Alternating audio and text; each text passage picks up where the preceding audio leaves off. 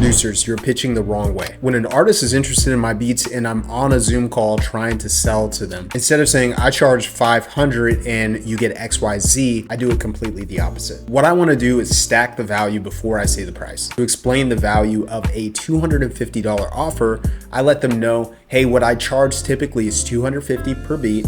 You're getting 5 of them, so that's a $1,250 offer for just $250. So that way they get a bird's eye view exactly of what the value is, and then I cut the price so the actual offer is far more valuable with what they get for that amount of money. Start pitching that way and artists will say yes more often. I'm looking for 5 hardworking, talented producers. You're posting content, you're building your brand, but you're just struggling with the business side and getting those few extra thousand a month. If that's you and you want one-on-one help to get there and you want me to do a free business audit for you, then simply DM me the word 5 and I will chop it up with you soon.